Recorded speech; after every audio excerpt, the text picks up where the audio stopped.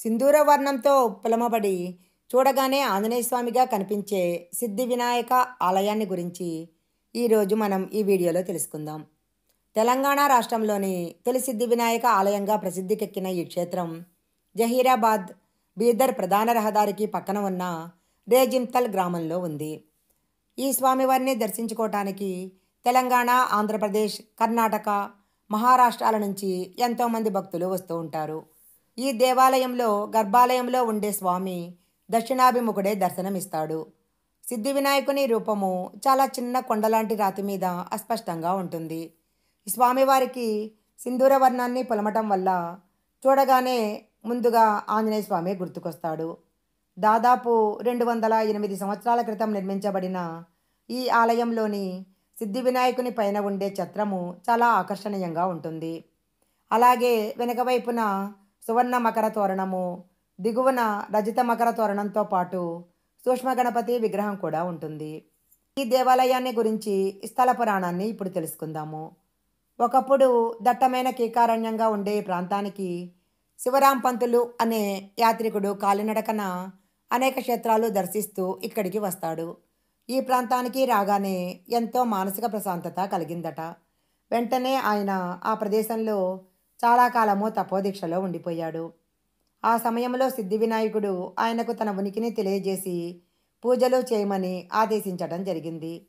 శివరాం పంతులు ఆ ప్రాంతమంతా వెతికి స్వయంభూడిగా వెలిసిన సిద్ధి వినాయకుని ప్రతిమను దర్శిస్తాడు. ఆయన యొక్క రూపాన్ని బాహ్య ప్రపంచానికి తెలియజేస్తాడు. అప్పటి నుంచి రేజింతల్ సిద్ధి వినాయకుడు మహావైభవంతో కళకళలాడుతూ భక్తకోటిని అనుగ్రహిస్తూ ఉన్నాడు. ఈ సిద్ధి వినాయకుడు ప్రతి ఏటా పెరుగుతూ ఉన్నాడని భక్తులు నమ్ముతుంటారు. ముందు 2.5 అడుగుల ఎత్తు, 3 అడుగుల వెడల్పు ఉన్న స్వామివారి విగ్రహము ఇప్పుడు 5.5 అడుగుల ఎత్తు, 6 అడుగుల వెడల్పు అయిందని భక్తులు చెప్తుంటారు. సకల విఘ్నాలను తొలగించి భక్తకోటికి శుభాలను చేకూర్చే స్వామిగా సిద్ధి వినాయకునికి ఎంతో పేరుంది. శ్రీ కంచికామకోటి పీఠం ఆధ్వర్యంలో ఈ క్షేత్రంలో సంకట చతుర్థి వేడుకలు చాలా ఘనంగా నిర్వహిస్తూ ఉంటారు. సంకటహార చతుర్థి మంగళవారం గనక వచ్చినట్లయితే ఇంకా విశేషంగా ఈ వేడుకలు జరుగుతాయి. ఈ వేడుకలు సహస్ర మోదకాలతో 451 గణేష హవనాలు, శతచండీ హవనము, సపాదలక్ష గణేష గాయత్రి హవనాలతో నిర్వహిస్తారు. ఏడాదికి 1 లేదా 2 సార్లు ఆది మంగళవారాలలో వచ్చే అంగారక చతుర్థి పర్వదినం రోజు భక్తులకు చాలా ముఖ్యమైనది. ఆ రోజు వేల సంఖ్యలో భక్తులు పాదయాత్రగా వచ్చి స్వామివారిని దర్శించుకుంటారు.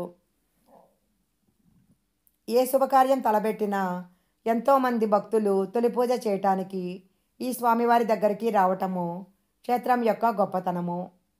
అందుకే ఈ సింధూరవర్ణ గణపతి భక్తజనులకు పూజనీయుడు, ప్రేమపాత్రుడు అయినాడు.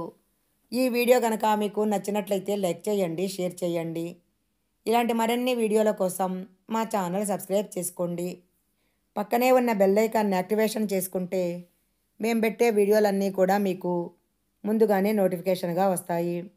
మరొక మంచి వీడియోతో మళ్ళీ కలుసుకుందాం.